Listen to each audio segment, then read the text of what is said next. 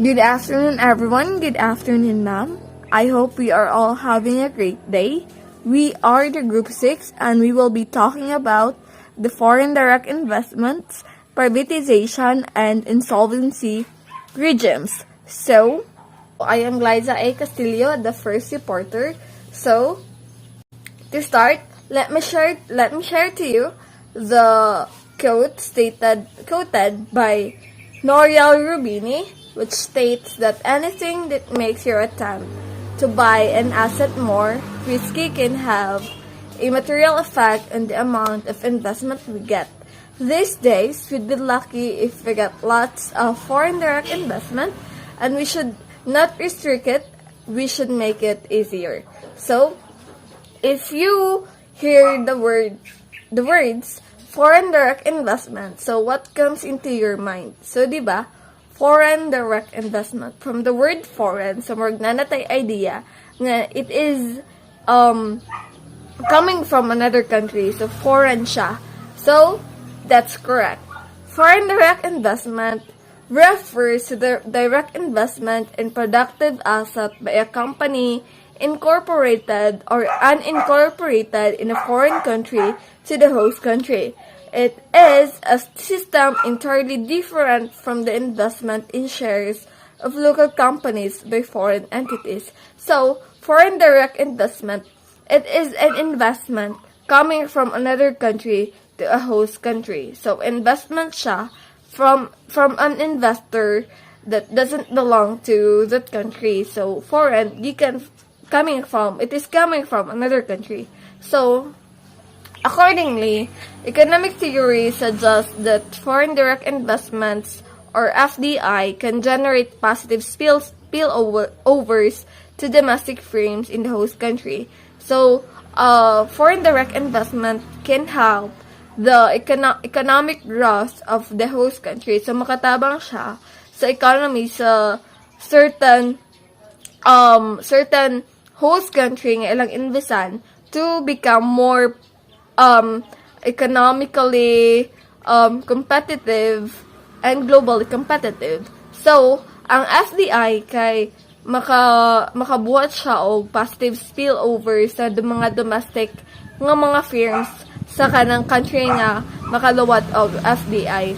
So, since we have what we call the multinational corporations or the MNCs, which is important sila nga mga sources of international capital and technology, di ba? Kay dagko kay sila nga company. So we have discussed this during the first sem about the multinational corporations. So their entry can facilitate the transfer of technical and business know-how, resulting in productivity gains and competitiveness among local firms. So, maka-contribute, maka-help sila sa mga domestic firms to become competitive and kanang globalized. Kanang through the positive spillover that the foreign direct investment can make. So, this spillover effects develop through the best practices demonstrations and diffusion, or through the creation of linkage with foreign and domestic firms becoming either supplier or customers, or through the movement of experienced workers from foreign to the local firm. So the entry of MNCs may also increase competition and force domestic firms to imitate and innovate. So we have what we call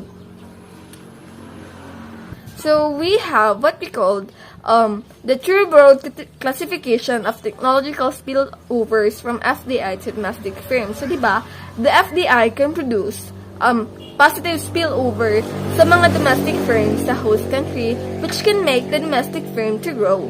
So, we have two broad categories of technological spillover. We have the horizontal, or within, or intra-industry. So, within, so they belong to the same industry. So, ang horizontal spillover refers to the effect of presence of multinational corporation has on domestic domestic firms in the same sector. So, horizontal is, inyong hinumduman is within siya or they belong to the same sector, while ang vertical spillovers from FDI occur as a result of the interaction between domestics and foreign firms that are not in the same industry. So, vertical or inter-industry, so, yung hinumduman sa vertical spillover, they doesn't belong to the same industry, while ang horizontal, they belong to the same industry. So, additionally, to attract FDI inflows and generate the positive spillover effects, diba? FDI can maka-make siya of positive spillover effects sa mga domestic firms sa certain country, which can make the economic growth of the host country more progressive or mas mag-grow ang economic growth. So, the Philippines regulated its FDI policies and offer various foreign investment incentive measures. So, kitang country, we are one of the country who wants to attract FDI inflows kay kanang advantages you kayo if you can attract a lot of foreign direct investments. So, foreign direct investments or FDI has grown steadily in volume and is a major source of development finance. So, recognizing that FDI can contribute to economic development, all governments want to attract it, and it includes the Philippines, which is still a developing country. So, muna siya ang foreign direct investment. So, it is an investment from a certain country to a host country, which can help the host country to grow. So, it is a win-win situation for both the host country and the investor. So, foreign direct investment in developing countries. So, diba, the Philippines is a developing country like what I've said. So, kanang increasing foreign investment can be one of the indicators that the host country's economy is growing and in general, opening its window in globalization. So, like what I've said, FDI is kanang Russia mahimo one of the bases or one of the proof that the certain country is growing and kanang it opens more windows in globalization and become more productive and more progressive. So that is why a lot of developing countries are doing its best to attract more FDI inflows, and that includes the Philippines. So FDI is more than merely moving capitals across borders. So it has certain advantages to both the host country and the investors. So diba, the host country can grow and become more globally competitive, and the investors can expect returns on the investment or profits on the investment. So, win-win situation. So, ang FDI side, diba, it can open more opportunities to the host country, and it can open more works or open more jobs sa mga people living in that country, which can, like what I've said, which can help for the economic growth of the country. So, baka open siya og more trading, baka open og more work, and more opportunities to the people living in the host country, which is also a great help sa kanang mga people living in a certain country, diba? So, there are also factors that can affect the FDI inflows sa certain countries. So, diba? There are a lot of kanang factors yung ina-consider sa mga foreign direct investors to invest in a host country. So, labi nag-developing. So, diba, if you are the investor, would you prefer to invest in a developing country than a well-developed country? So, diba, like the Philippines, napamagyo mas taas ato, like the US. So, like the US, mas taas pa yun ang US ato, diba? So, kung ikaw investors, would you prefer to invest in a developing country than to the well-developed country? So, kung simple-minded ka nga tao, and you will just going to base your reasonings, simple reasonings ka ng well-developed plus developing countries. So, dito yung ka sa well-developed, diba? But there are factors that the FDI investors kanang ilahang gina-take into consideration nga maka-invest sila sa developing country. We have Major determinants nga maka-attract sa FDI to the developing country, we have the open door economic policy, the market size sa economy, sa kanang ilang gina-invest ng host country. So, ikaw lugar, kung ikaw investor, would you invest in a certain country gamay rag tao compared to a country nga kanang daghan kay trading o daghan kay tao, daghan kay buy and sell. So, dito gid ka, i-take into consideration gid mo ang market size. Kaya in that way, the market is the one who is kanang making the profit for kanang the business, diba? So, we also have the political stability. So, kanang I will further discuss this to the key investment in investment climates. Key factors in investment climates, I'm sorry. So, naali siya ang political stability sa mga factors that can affect the investment climates. So, i-discuss lang ako sa following mga slides. And host countries' major determinants that attract, and host countries' macroeconomic policy, tax regime. So, diba, if you are investing, it is expected that napugay tax. So, and regulatory practices are considered as major determinants. So, muna siya ang mga factors. So, let's proceed. So, diba, we have four types of FDI. We have 4 types of foreign direct investment.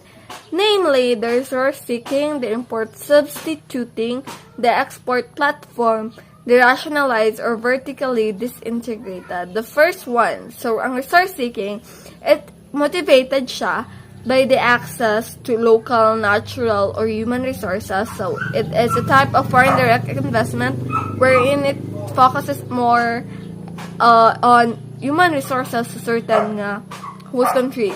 We have the third one, import substituting for export to the local market. So, it focuses more on local markets. And if we have import substituting, we also have the export platform. So, kung if ang import substituting is siya in the local market, the export platform is in a regional market. So, the fourth one is the rationalized or vertically disintegrated, wherein locating each stage of production according to local cost. So, a particular investment may be motivated by several of the above factors simultaneously. So, let's start with the FDI policy shifts in the 1990s. So, in the last 2 decades, the Philippines has considerably liberalized its FDI policies, or the foreign direct investment policies, through the legislation of the Republic Act 7042, or also known as the Foreign Investment Act, or the FIA, in 1991, in June 1991 to be exact. So, the country allowed foreign equity participation up to 100% in all areas that are not specified in the Foreign Investment Negative List. So, the Foreign Investment Negative List, so mga na siya ang economic sectors where the foreign ownership and performance are being related in the Philippines. So, in the FDI policy shifts in the 1990s, ang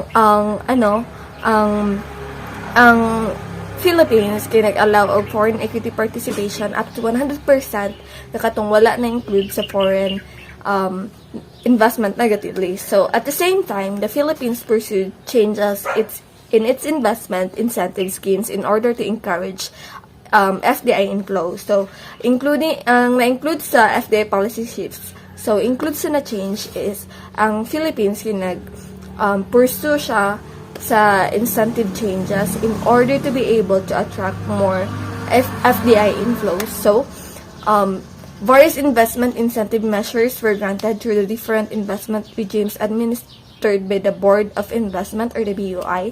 Kaya diba sila man ang regulate sa mga investment from foreign countries. We also have the Philippine Economic Zone Authority, or the PEZA, and the Subic Bay Metropolitan Authority, or the SBMA, the Clark Development Corporation, or the CDC, and other bodies mandated by various laws to establish, maintain, and manage special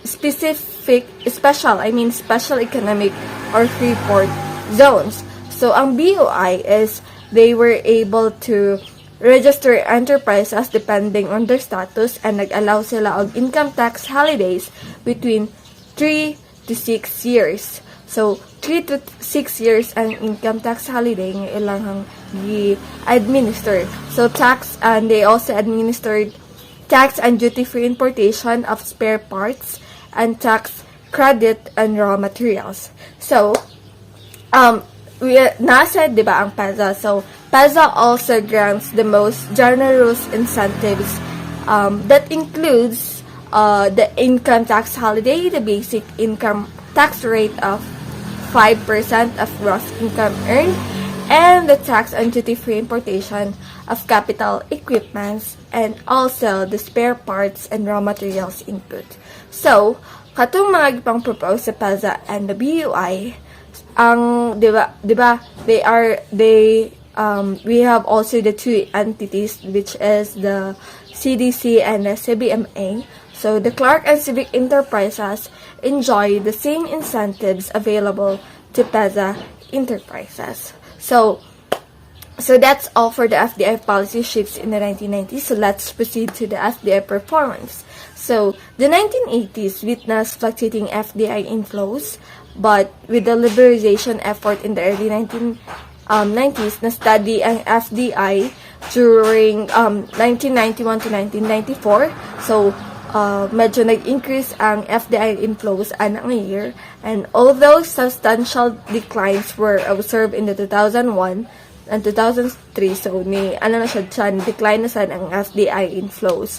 So, but some recovery was felt as FDI increased from 2004 to 2007.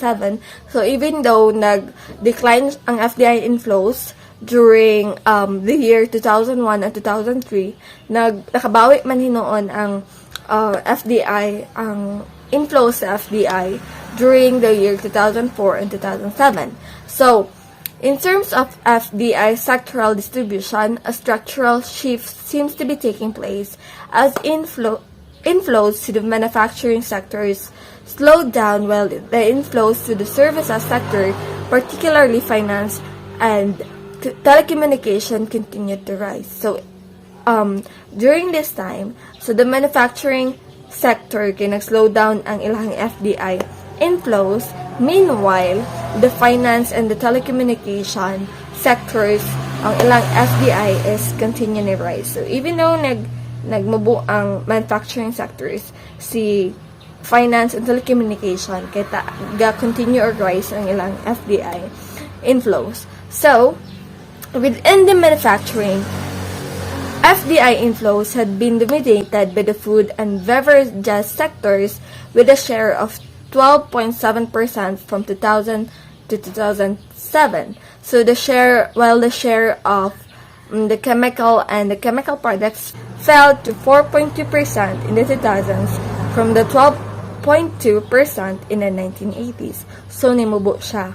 So and the coke, refined petroleum, and other fuel products also dropped to only 3.2% in the 2000s from the 9% in the 1980s. So, pareha sa chemical and the chemical products, nimubo gyapon ang mga coke, petroleum, and fuel products. So similarly, FDI inflows in machinery, apparatus, and supplies fell gyapon siya, so to 2% from a share of the 9% in the 1990s. So there is also a decline in the share of transportation equipment from 3.7% in the 1990s to 2.6% in the 2000s. So while ang kanina mga industries fell down in like FDI inflows, ang paper and paper products kay nakawitness sila og increase sa ilang FDI inflows from 0.31% in the 1990s to 1.25% in the 2000s. So nag-increase siya. So that's all for the FDI inflows, and now let's proceed to the FDI sources. Diba? So what you can see in the slide is, diba, ang una is ang US. So we are all aware that the US is a well-developed country and ang ilang economy is really progressive. So this only kanang proves nga kanang dato yun sila, no? So, the US was the country's largest sources of FDI inflows up to the 1980s. But however, its share dropped from 56% in the 1980s and to only 30% in the 1990s and 2000s. So, this is because na ay kanang increasing presence sa Japan, Netherlands, UK, and Singapore, so medyo kakawala ang spotlight ni US during the 1990s and 2000s. So, Japan, part siya sa Asia, but Japan is, I can say that Japan is really progressive compared to us, diba? So, dato yun sila. So, Japan's share increased from 13%, kaya diba, they were able to steal the spotlight of the United States during the 1990s and 2000s.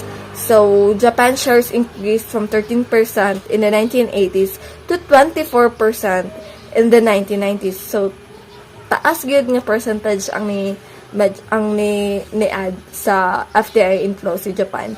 Although, this fell to 18% in the 2000s, but still, dako gyapon ang ilang percentage compared to their FDI inflows in the 1980s, which is 30%. So while the investment policy reforms and opening up of more sectors to foreign investors in the past decades resulted in improvements in FDI inflows to that country, but in the overall, FDI inflows to the Philippines have been limited and the country's FDI performance has lagged behind its neighbor in East and Southeast Asia. So, the Philippines, so ang atong country, diba, is still a developing country, and during the 1990s and the 2000s, ang Philippines ang naka-receive of the lowest level of FDI inflows. So, compared to Vietnam, Vietnam was able to get a total soared to 40 billion US dollars, while the Philippines barely increased at 18.96 billion dollars in 2007. So, dako ka siya differences. So, yeah, that's all for the FDI policy shifts in the 1990s, and let's proceed to the key features of the investment climate. So, the following are some of the major factors that influence firms' decisions to locate their investment in any particular developing country. So, we have the first one, the access to finance and international integration. So, access to finance and international integration. So, this influences a firm's tendency to invest. So, businesses invest in projects where the expected benefits exceed the cost of investment. So, diba, when you are going to invest, it is expected that you are expecting something in return. So, dapat maka-profit ka sa imong investment. So, however, this can only be achieved where businesses do not face credit constraints unrelated to their own performance. So, credit constraints are less likely in countries with well-developed and well-functioning financial system. So, ang credit constraints kay mo ni ang mga factors. So, factors di siya nga maka-affect sa FDI. So, these constraints are kanang lastre siya sa mga well-developed o kanang well-developed and well-functioning mga financial system. So, compared to us that we are still a developing country, so medyo limited ang atong mga resources, diba? So, research has shown the importance of financial sector development for growth. So, that is according to Levine 1997. So, a healthy financial system allows them to expand according to their expected potential rather than their current stock of cash. So, thus, countries with well-developed financial system comprises of banks, financing institution, and securities market has a greater tendency to grow faster than countries with less developed system. Ang katong mga country nga na ay mga well-developed financial system. So they have the advantage nga mas daghan og FDI inflows nga ilang makuha or daghan investment nga ilahang ma-captured kay well development ang ilahang financial system. So, kung ikaw lugar investor, if you are the investor, di ba, mas piliin man gyud nimong country nga assured ka sa imong money kaysa tong country nga wala dili well developed ang ilang financial systems. Kay, di ba, mas kuan og mas risky siya sa investor. So, kung ikaw investor, dito ka sa well developed nga financial systems kay medyo safe sa imong huna is medyo safe ka dito compared sa other one. So, according to the World Bank in its 2013 report, countries that aggressively pursue integration with the global economy such as Brazil, China, India, Malaysia, Mexico, and our country, the Philippines, and Thailand, grew more quickly in the year 1990s than those that did not. This will send us back to the basic idea that openness to trade and foreign direct investment accelerates economic growth. So, the FDI, or the foreign direct investment, dako kay siya katabang sa atong economy, di ba kay mas ma-open ang trading between importers and exporters or something like that bitaw. So, mas mahimo o progressive ang isa ka country if they are open to the foreign direct investments. So, mas paspas ang kanang economic growth kay makatabang pod ang FDI sa economic growth sa isa ka country. So, let's proceed to the second major factors that influences firm to decision to locate their investment in a particular developing country. So, the second one is the governance. So, from the word itself, so, obviously, involved ang government sa isa ka country when investment or FDI inflows, kung na FDI inflows. So, a country's general makeup of governance and the body that govern interactions between business and government determine the burden that firm faces in complying with government regulations, the quality of government services, and the degree to which corruption is associated with the procurement of these services. Some modern experiential research confirms, for example, the measure of corruptions are significantly and negatively related to inflows of foreign direct investment. So, kung na corruption, so, kung ang inyong country have the image of a corrupted officials or, diba? So, kung ikaw investor, kung nakabalo po ka nga, na-corruption, daghan kay corruption rin nga country. So, do you think, mag-invest? So, diba, dili? So, corruption kay, maka-kuan yun siya, maka-cost yun siya negative impact sa mga investors nga gusto mo invest sa isa ka country kay, diba, it involves money, it's better to be careful sa kanang money nga mong ginapagawas. So, dito yun naman siya i-invest sa mga maayong kamot. Maayong kamot nga kanang maayo mo handle of money and walay ka ng mga bad images so mga honest person.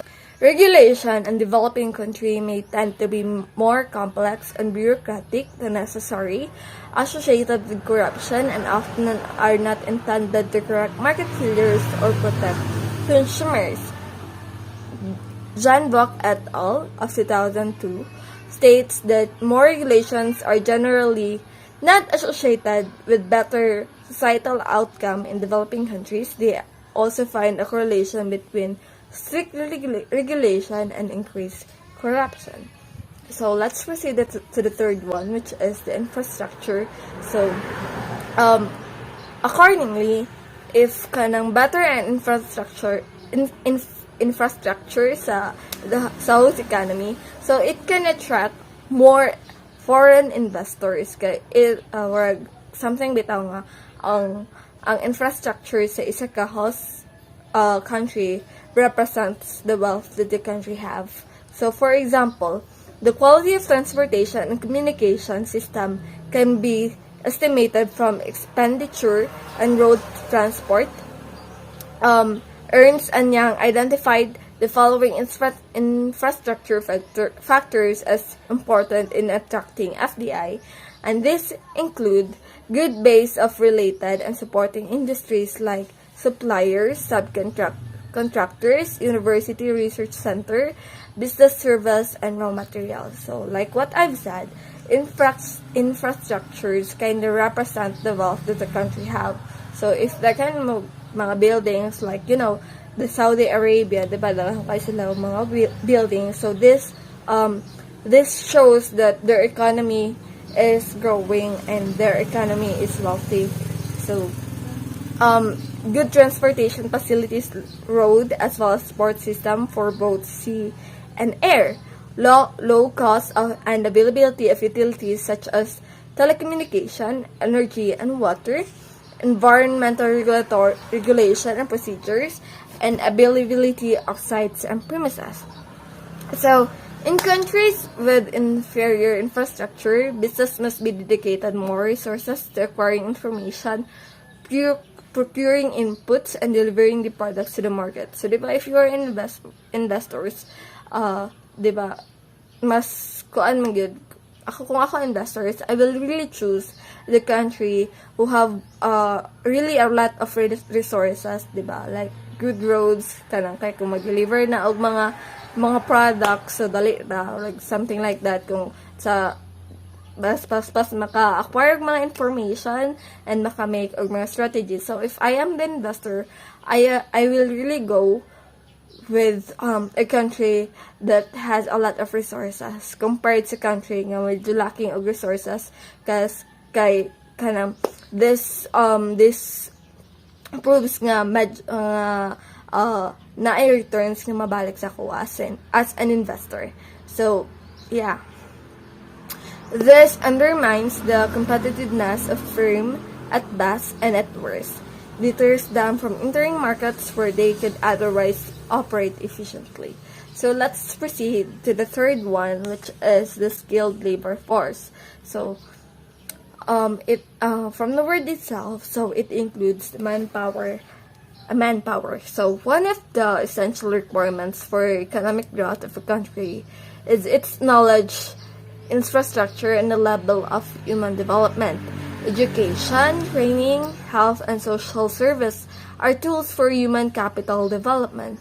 So, diba, a company cannot operate without manpower or without employees. So, kung ikaw investors, you will really go with the company or the country that has a lot of skilled labor force, or dahil kay ka ng mga skilled mga person, kay it assures that you will really have a return from your investment, diba? So, realizing this importance, governments in developing country need to deploy resources for human capital development. Human capital development includes the education sa kanang mga people in that country, the training, the health and social services tools. So, yeah. A systematic assessment of availability of human capital is therefore necessary before formulating any policy for attracting FDI. So, it says that kanang dapat medyo priority ang human capital, the availability of human capital, than attracting foreign direct investment. Kaya kung diba, kung wala ka human capital, what's the point of the money that you are going to receive kung wala ka employees sa isa ka company? So such policies should be designed to identify critical shortage of skilled manpower in the various sectors of the economy and take measures to address the reason for shortage. So, develop knowledge development strategies for creating a skilled labor force that foreign investors find advantages for future growth. So, like what I've said a while ago, so if you are the investor, you will really go with the company who has a lot of skilled workers, kay it only proves na there is really a return that you will get from your investment. So set targets for human resource development based on reasonable expectation of growth. So if you really want growth or economic growth in your country, it is important to have a skilled labor force. So let's proceed to the second to the last one, I think. No, the third to the last one. So the macroeconomic factors. So investment is motivated by profit. So diba, if you're investors, you are not going to invest if kanang pala char-char lang, pahulam lang kag kwarta, dayon wala interest, diba? That's not what investors think. So kung maghatag kag investment, kanang motivated yun ang investors ka maghatag sila investment if they are assured to have a return or profit from their money that they are lending. Foreign investors will always choose a country with an optimistic business sector, which is measured in terms of the gross domestic product or the GDP. So namin is itong lesson sa econ. Growth rate, inflation rate, level of industrialization, etc. So, like, sa akong na-mention a while ago, ang investors, diba, is kanang ilag yung nangunahon nga mag-invest gud sila sa katong country nga taas og economic growth, kay kanang it means nga naay profit dito nga country. So this is an existence of herd mentality among foreign investors that tends to create a bandwagon effect in a particular country. China and some East Asian country are a recent example of this. India now exhibits a similar attraction. By contrast, Nepal, Bangladesh, and many other slow-growth third-world economies have so far received very negligible amount of FDI. Kung ikaw po din investors, you will really choose to invest in a developing country compared to a third world economy, kay, diba, gahirap na gani ang country, so mag-invest pa ka, so medyo risky ka siya nga decision if you are the investor. So kung ako investors, mas i-choose na ako nga mag-invest sa China, kay diba, they are really a progressive country, kay almost kanang mga company sa US, kay gatap yun sila lahat to get to make the products like para sa iPhone, sa Apple. So gina-manufacture siya sa China, diba? Kung makita nimong Apple na sa ilang likod is made in China. So the Apple company chooses to get the help of China, kay medyo kanang lesser ang kanang labor fees sa kanang China. So let's proceed to the second to the last one, which is the political stability. So diba, and in investing, if you're the investor, involved man yun ang government, diba? So like what I've mentioned, it's just the factors and governance. So political certainty and transparency is a very important determinant for developing countries to attract FDI. So political uncertainty in a potential host country may unexpectedly change the rules of the games under which business operates. So kung unstable ang imuhang ang political sector sa isa ka host company, so it may change the mind of the foreign direct investors, kay basin kanang bubot, like ikaw lugar mag-invest ka sa country nga unstable ang country, kay diba, like what I've mentioned, ang corruption kay isa siya ka vital factors nga maka-affect negatively sa investment sa mga investments nga maabot.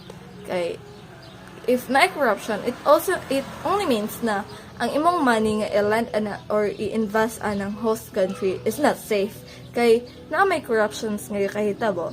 So instability in a host country, government or monetary and fiscal policies results in a more uncertain investment results and may depreciate firms' value. So, like, di ba, kung nakatanaw mo mga K-drama, if the company, so naman ganyan mga scenes nga, ang company, ang lugar, CEO, ang bida, ang company kay maka-experience o ganang mga issues or kanang mga scandals sa mga issues nga kuan, di ba maka-affect na sa stocks, sa stocks, so ma-depreciate ilang stocks. So that can also be applicable sa foreign direct investment. So maka-depreciate siya sa firm's value. So the following political factors are the most seriously considered by investors in pre-investment decision making. So mo ni siya ang mga factors nga gina-consider sa mga investors when they are thinking to invest in a certain host country. So the first one is the frequent changes of the government. So unstable ang government. So if you're the investor, you're not going to invest in a country that have an unstable government. Kay ang mga regulations may change due to the changes of the people leading that certain country. So critical attitudes of opposition political parties towards FDI, lack of transparency in the public service, diba? Kung lack of transparency, it only means nga medyo hadlock ang government to be transparent sa public. Kay who knows ba sila mga anomalya nga ginabuhat. So yeah, so that is one of the factors. Degree of nationalism, incidents of corruption, like what I've said, critical kay ni siya nga issue ang corruption sa mga investors. Kay, you know, like what I've said, you are not going to invest your money to someone who is corrupt. Kay kanang ang money man gani sa public is not safe. Corrupt man gani. So how much more ang imuha nga ginaland or gina-invest. So possibilities of terrorism. So kung ay possibilities of terrorism. So ikaw lugar kanang di ba ang Iraq ba to or Iran, they are really medyo exposed sila sa mga terrorism kay mangisog yung mga tao dito. Kung ikaw lugar mag-invest ka nga country na kanang word na ay possibilities nga mawala imong kwarta because of terrorism. So business and political risks are creditable determinants of FDI allocation variables such as regulatory environment, inflation, incidents of violence or peaceful power transition, and host country relationship with other countries are among the factors identified. So, kanang, for example, if kanang mag-away lugar ang Philippines ug ang China, so kanang kanang ang situation is kanang the Philippines, di ba, kay kanang gakuha man gitag mga supplies and mga resources sa China, di ba? So the trading between the country may be affected and the economic growth kay maubos siya because kanang wala na kay mga resources kay gakasulod because nag-away sila. So inana. So let's proceed to the last one, the technology factor. Technological progress casts an important role in economic growth. So like we are now in the 21st century and technology is really helpful in every sector. So dako kay katabang ang technology sa ato. It is making our life easier than before. But if na siya yung mga advantages, so it is expected to also have disadvantages. So yeah. So technological progress casts an important role in economic growth, which encourages innovation and attract FDI. So, diba, if you are a investor, mag-invest gid ka sa mga technology, mga advanced technology nga country. So parehas sa Las Vegas where naalito ang Silicon Valley, dito ang mga Google, Amazon, so na sila dito gapuyo. So kung ikaw FDI ka, you will really go with the country nga kanang advance og technology, kay kanang it only means nga paspas ang making sa money, di ba? If kanang technology based na, paspas na kayo ang mga pag-distribute, paspas na ang pag-advertise, paspas na ang inana kay because technology is really helpful. So kung ako investor, mag-invest gyud sa Silicon Valley kay sa Las Vegas man located ang Silicon Valley kay ang Google ug ang Amazon, ang Facebook na dito. So kung ikaw investors, ma-attract gyud ka kay this kanang social medias or online platforms are really earning a lot of money, diba? So it means kung daghang sila kwarta nga ga-earn, if you are going to invest in their country, so it means daghang pag kwarta nga ma-earn. So win-win situation. So a well-developed technology infrastructure assess the implementation of better business processes. So like what I've said, mas paspas ang business processes kung na technology ginagamit. So kung karon diba machine, so that is a technology product. So sa una diba karon lagi sa mga farmers, diba sa una is kanang sa rice. So manggalab na sila, so mas kanang maabot og 2 days ay mahuman ang work. So medyo time consuming siya compared karon nga nanay harvester nga kanang mas paspas kay ang work, like dili or mag half day humana og harvestanan nga ang mga rice. So harvester is one of the product of the technology which is making the work faster and easier. So it also involves lots of adaptation. To support innovation, the public sector can undertake research and development activities directly on its own or with private partners to provide complementary services. So that's it for the key features of the investment climate. So kuan siya, 7 kabok. The first one is the access to finance and international integration, governance, infrastructure, skilled labor force, macroeconomic factors, political stability, and the last one, technology factor. So let's proceed to the next reporter, and thank you for listening. In a wider perspective, privatization means the transfer of any government task and functions to the private sectors that may include providing important services like power, water, and transportation. Other functions include law of enforcement, revenue collection, and some advanced countries might include running a prison. This is based on other premises that government should be more on regulatory aspects. That being, it has no business in business. Generally, government is not good in providing goods and services, most especially in less developed and developing countries. In general, it is argued that over time, privatization lead to lower price, better quality, more options, lesser corruption, lesser red tapes, and faster delivery of both goods and services. From the business economic standpoint, the argument for privatization is that the government has few incentive to make certain that they can run well the enterprises they own. Another is that the government do not have the fullest of technical competence in evaluating the effectiveness and efficiency of diverse industry that the government is engaging into. Accountability. Managers of privately owned enterprises are answerable to their customers and shareholders.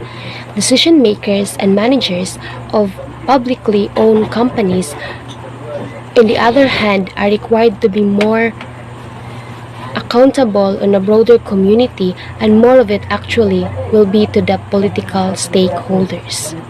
Second, funds. Private companies have an easy access on investment capital in the financial market, more especially when the said market is appropriately liquid. This fluidity characteristic will make the company capable of maneuvering swiftly to respond to the market and to the overall business environment. Next is the dispersion of resources. There are more tendencies that the profits, incentives, and resources will be diversified and dispersed in a highly privatized environment. This would give more opportunities to more entities. Corruption. A government monopoly is prone to corruption, considering that some decisions are made primarily on the basis of decision makers' personal gain. Dishonesty will definitely compromise resources, which will lead to poor performance.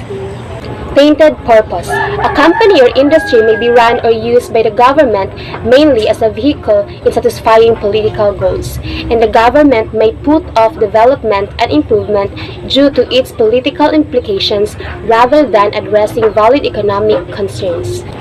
No more subsidies. Efficiency can bring profits. With profits, none or minimized subsidies will be needed so the taxpayers' money will be saved. Natural monopolies. The existence of natural monopolies doesn't mean that these sectors must be state-owned. Government can enact antitrust legislation and bodies to deal with anti-competitive behavior. Political influence. Nationalized industries are prone to interference from politicians for political or populist reasons. Security. Governments have the tendency to hail out poorly run business, often due to sensitivity of job losses, when economically it may be better to let the business fold. Profits. Corporations exist to gain profits for their shareholders. Private companies are poised to earn profit by being in the best position to serve the needs of their target customers. Competition brings improvement on quality. Next is anti-privatization. Those who oppose privatization argue the claims that government are ultimately accountable to the people, so they have to make certain that the enterprises they own are well managed. Nationalized enterprises run poorly will cause government to lose public support and votes. Thus, democratic government do have an incentive to maximize efficiency in nationalized companies due to the pressure of natural future elections. Opponents of certain privatization believe certain parts of the social terrain should remain close to market forces in order to protect them from the unpredictability and ruthlessness of the market, such as private prisons, basic healthcare, and basic education. Some would also point out that privatizing certain functions of government might hamper coordination and change firms with specialized and limited capabilities to perform functions which they are not suited for it. Furthermore, opponents of privatization argue that it is undesirable to transfer state-owned assets into private hands for the following reasons. First, accountability. The public do not have any control or oversight of private companies. Capital. Government can raise money in the financial market more cheaply to relent to state-owned enterprises. Concentration of wealth. Profits from successful enterprises end up private, often foreign hands instead of being available for the common good. Cuts in essential services. Governments have chosen to keep certain companies or industries under public ownership because of their strategic importance or sensitive nature. If a government-owned company providing an essential services, such as water supply, to all citizens is privatized, its new owners could lead to the abandoning of social obligations to those who are less able to pay or from regions where their service is unprofitable. Next is downsizing. Private companies often face a conflict between profitability and service levels and could overreact to short-term events. A state-owned company might have a longer-term view and thus be less likely to cut back on maintenance or staff cost, training, and etc. to stem short-term losses. Many private companies have downsized while making record profits. Next is the goals. The government may seek to use state companies as an instrument to further social goals for the benefit of the nation as a whole. Job loss. due to the additional financial burden placed on privatized companies to succeed without any government help. Unlike the public companies, jobs could be lost to keep more money in the company. Natural monopolies. Privatization will not result in true competition if natural monopolies exist. Political influence. Government can easily exert pressure on the state-owned firms to help implement government policies. And poverty. It is acknowledged in many studies that there are losers and winners with privatization. Lack of transparency leading to state-owned assets being appropriated at minuscule amount by those with political connections. Absence of regulatory institutions, improper design and inadequate control of privatization process leading to asset stripping are some of the major concerns.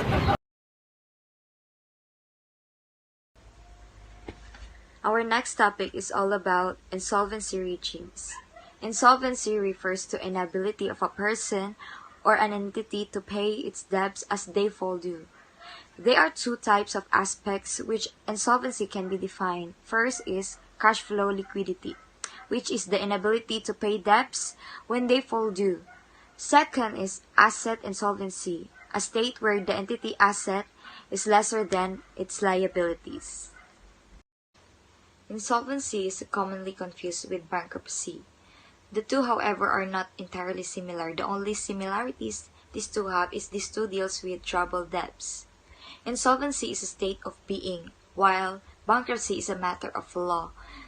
There has to be bankruptcy proceedings in the court, and if the court that will be declared that the entity is bankrupt, companies can be insolvent but not legally bankrupt. Insolvency can lead to bankruptcy, but the conditions may also be temporarily insolvency and fixable without legal protection from the creditors. The companies that are facing possibility of insolvency can take measures to keep themselves financially afloat, at least using existing lines of credit to borrow money is one way to avoid insolvency. However, this creates more liability and new payment deadlines, an option that will bury down the companies deeper into financial trouble if not checked. One thing also, selling off assets to the other companies is also a common hedge against insolvency. Consumers may notice and local grocery store change hands, for example. Another option for avoiding insolvency is by allowing a takeover from a larger corporations. It is normal for a major conglomerates to seek out small but commercially variable companies for acquisition or takeover proceedings. Even if the smaller companies is currently flirting with insolvency, the rights of its signature product lines may prove valuable enough to save it from financial ruin, and on one hand, and give the acquiring company operational leverage on another. This happens quite often in the wholesale food industry. Struggling or insolvent manufacturers of a popular product may agree to sell off all of their assets to the corporation with a better financing. Insolvency does not necessarily lead to bankruptcy, but all bankrupt companies are also considered insolvent. Once an announcement of insolvency is made, stockholders may have to decide whether or not to sell off their shares or remains with the company until it can regain its financial footings. There are also consequences of insolvency. The main heart of the modern insolvency legislation and debt restructuring practices is no longer on the easiest solution, which is liquidation and the consequent elimination of insolvent entities. Laws and trends now is on the remodeling of the financial and organizational structure of the corporation experiencing financial distress so as to permit the rehabilitation and continuation of their business. This is also known as business turnaround or business recovery. In some jurisdictions, it is a violation under the insolvency laws for a corporation to continue a business without insolvent. In others, The business may continue under a declared protective arrangement while alternative options to achieve recovery are being worked out. Insolvency has its own rehabilitation. It is called Insolvency Law Business Rehabilitation. The Philippine Industry Law, which has enacted in 1909, has three principal subjects. Number one is suspension of payments. Number two is voluntarily insolvency. And number three is involuntary insolvency. These are the features of insolvency law. Number one is rehabilitative. It is considered rehabilitative because of its suspension of payments, provisions which allow the restructuring of debtors' obligation to enable it to continue its operation. Number two is distributive. On the other hand, it is also considered distributive since the purpose of the insolvency provision of the law is to effect the equitable distribution of properties among the creditors and to the benefits of the debtor by discharging him of his obligation for him to have a new start. The rehabilitation law and its process. The basic rehabilitation law can be found in PD 902-A as amended, which contain the following process. Number one is the order. The rehabilitation rules authorize both debtor-initiated and creditor-initiated petitions. Any creditor or creditors holding at least 25% of the debtor's total liabilities can petition the appropriate regional trial court or called RTC to place the debtors under the rehabilitation. If the court finds the petition to be sufficient in the form and its substance, it issues a stay order which, among others, suspend enforcement claims of whatever nature against the debtor. Next is the adequate protection. The stay concept is not absolute rule. During the effectivity of the stay order, creditors may seek relief from its effect. In this regard, the rehabilitation rules will adopt the concept of adequate protection. A secured creditor, for example, may ask relief from the stay order if he lacks adequate protection. A creditor considered as lacking adequate protection if it can be shown that number one is the debtor is not honoring the pre-existing agreement to keep the property insured. Number two is the debtor is failing to take commercially reasonable steps to maintain the property, or number three, the depreciation of the property is increasing to the extent that the creditors came undersecured. Upon showing of lack of adequate protection, the court shall not step to protect the creditor's interests, such as ordering the rehabilitation receiver to make payments or give a replacement security. The court may, however, refuse to give the creditors this relief. It would prevent the continuation of the debtor as a going concern or otherwise prevent the approval and implementation of rehabilitation plan. Next is rehabilitation receiver.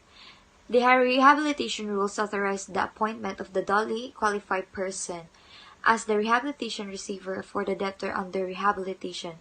The rehabilitation center or receiver, who is considered an officer of the court, does not take over the management and control of the debtor. His primary role is to oversee and monitor the operations of the debtor pending process. He is also tasked to recommend to the court whether the rehabilitation of the debtor is feasible, as well as to implement rehabilitation plan if approved. To protect the rehabilitation receiver, the rehabilitation rules give him immunity from suits for any act done omitted by him in good faith in the exercise of his function and powers. Next is equality is equity principle.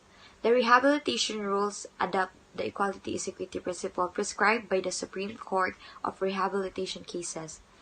This principle basically states that once a company goes under rehabilitation, all creditors, whether secured or unsecured, should be replaced equal footing.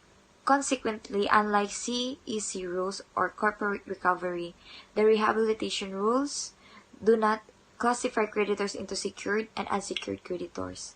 Neither do they give creditors the right to vote against the rehabilitation of the debtor. What the rehabilitation rules grant or give the creditors is the right to oppose or comment on the petition and rehabilitation plan. The court may, however, approve the rehabilitation plan even over the objection of the majority of the creditors, if, in its judgment, the rehabilitation of the debtor is feasible and the opposition of the creditors is manifestly reasonable. In deciding whether the opposition of creditor is manifestly unreasonable, the court may consider the following.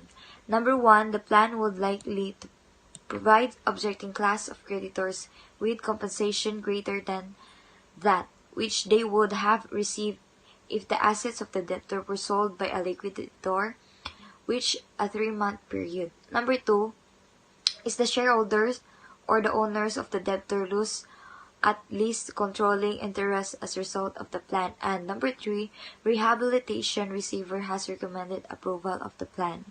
Lastly, cram down. The rehabilitation rules provide that in approving a rehabilitation plan, the court may impose such term conditions or restrictions as may be required for its effective implementation or for the protection and preservation of the creditors.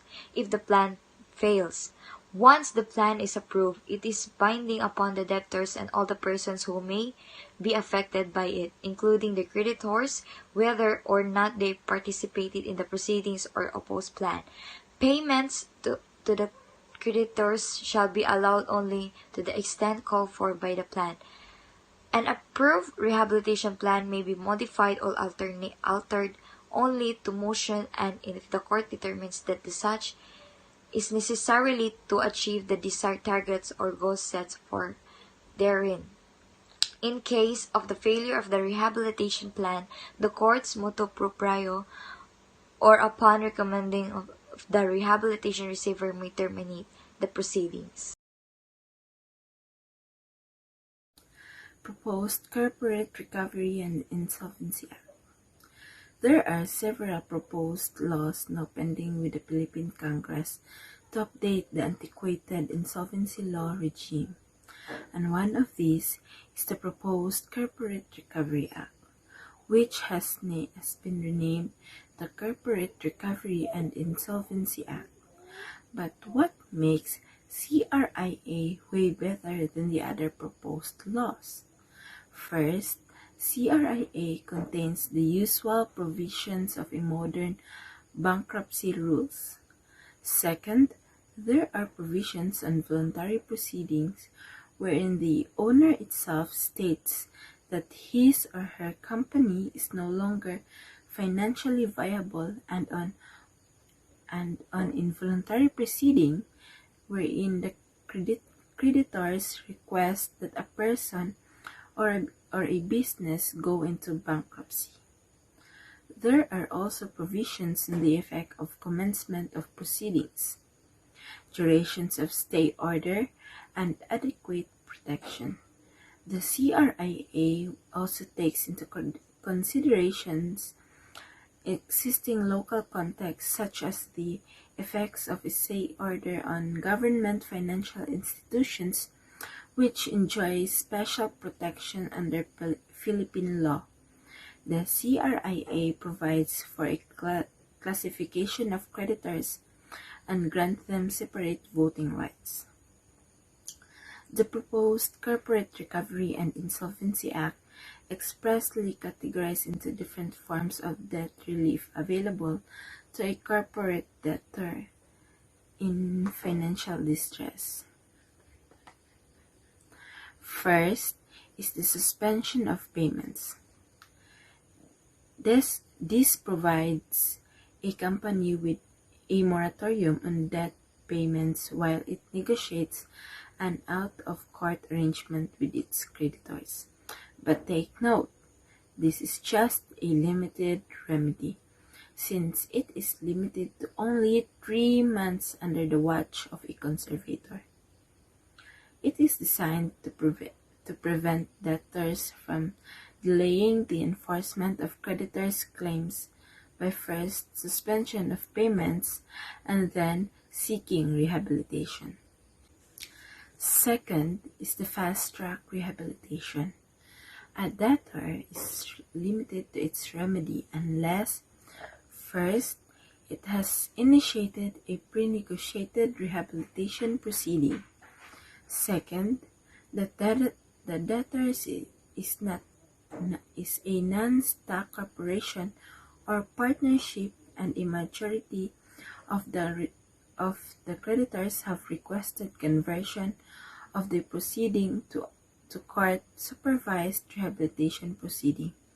So how does it work? It involves the debtor's transfer of assets into a new company which will be owned by creditors in exchange for the debtor's credit. The objective is to continue the old business under a new management and owner, which is the creditor with minimum or no debts at all.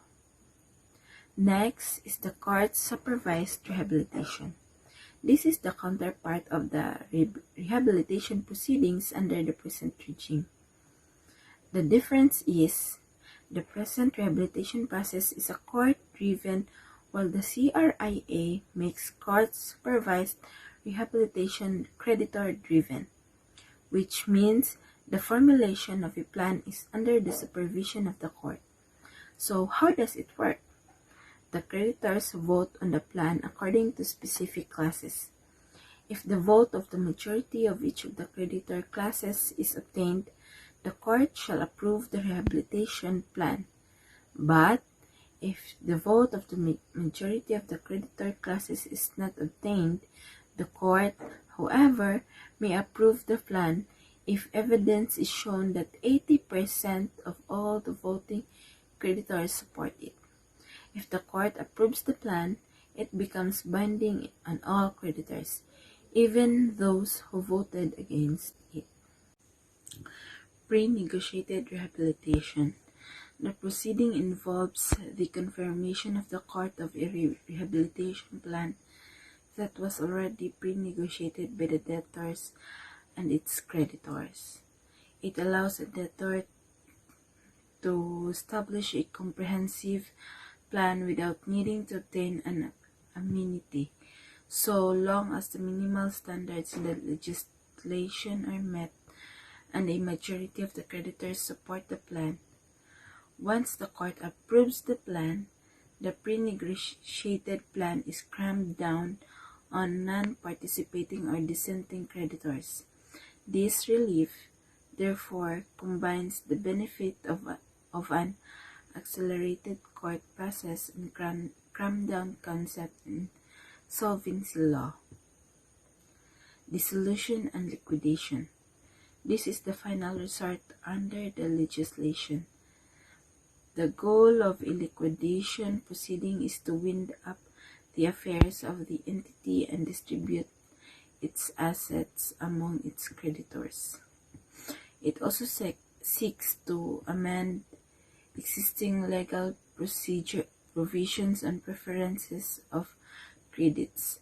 For example, under the proposed law, the proceeds from the sale of mortgage properties are distributed to the secured creditors. Proceeds remaining from such sales are distributed first to meet unpaid administrative expenses, second to workers for back wages, third to the government for back taxes, fourth to all creditors not specifically mentioned, and fifth to creditors whose claims are subordinated by law or agreement.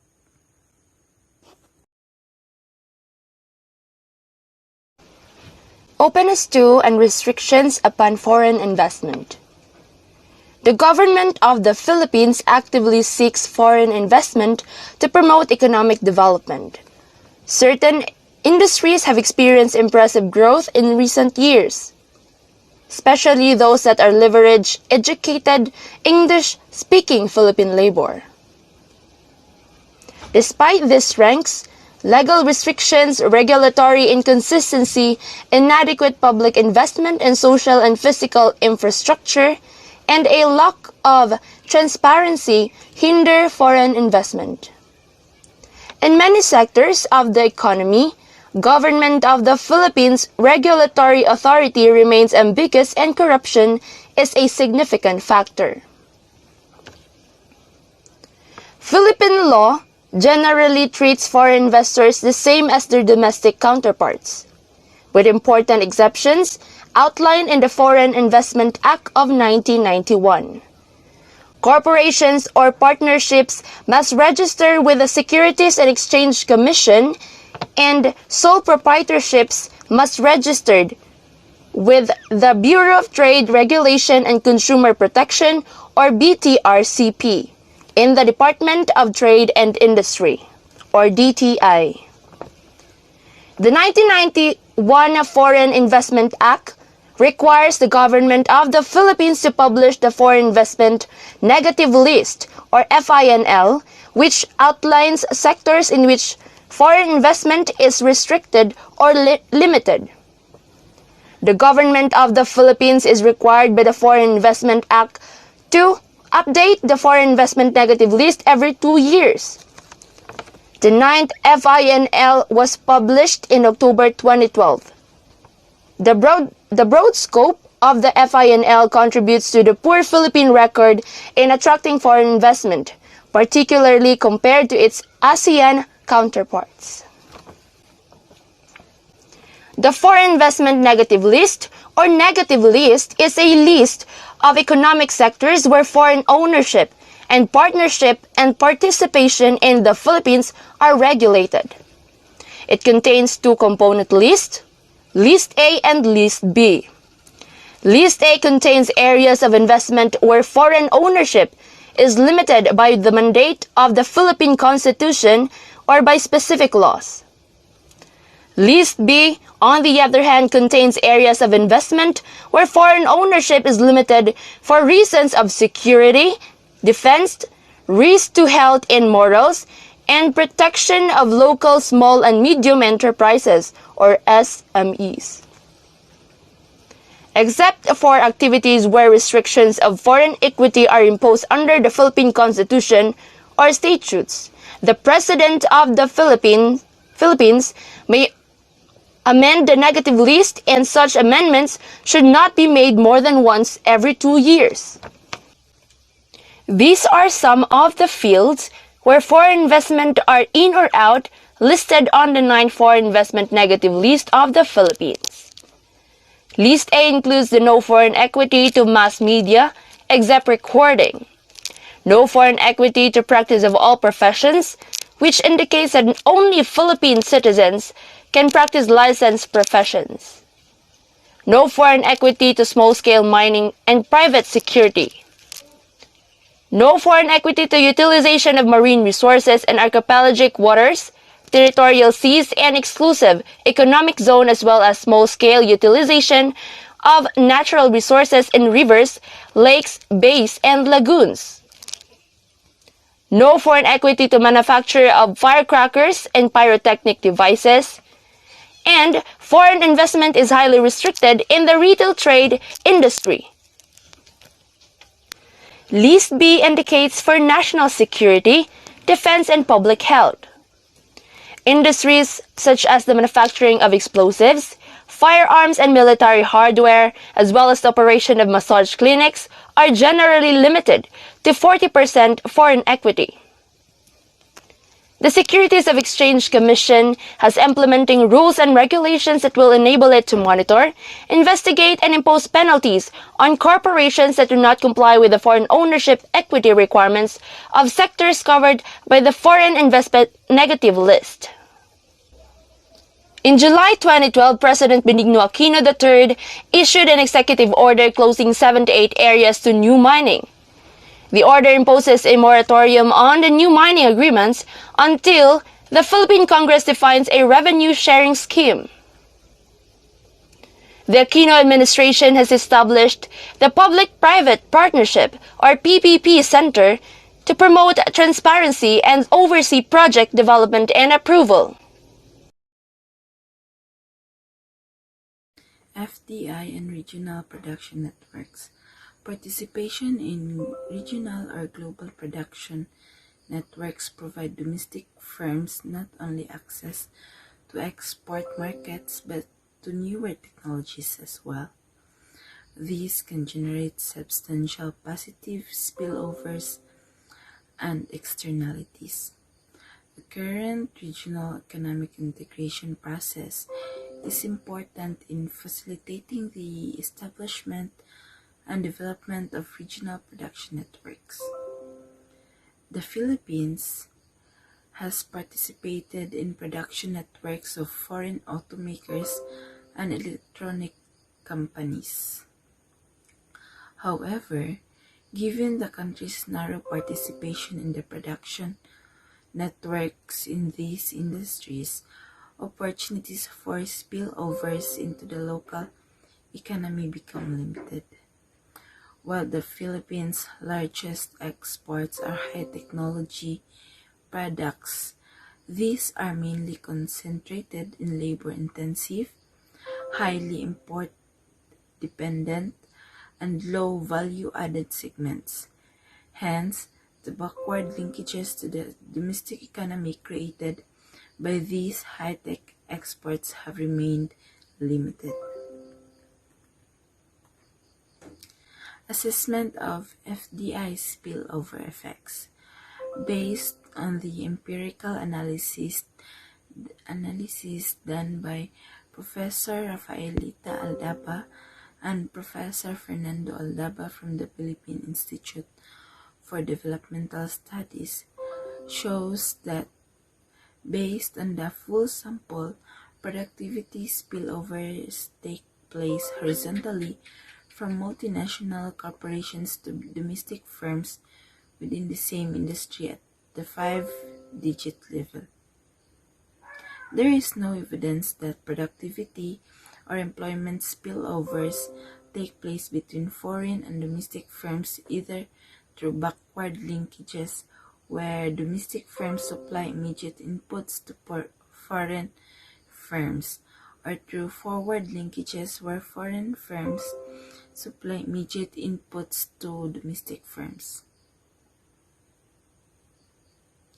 Given these limited linkages between domestic firms and MNCs, it would be difficult for productivity spillovers from foreign affiliates to take place through forward or backward linkages channels.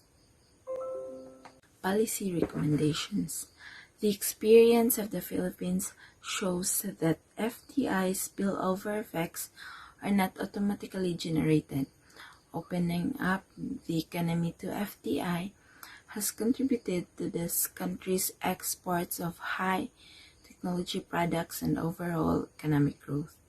However, the spillover effects of FDI to domestic firms has remained limited due to the domestic firms' weak competitiveness and inability to absorb the technology or knowledge being transferred.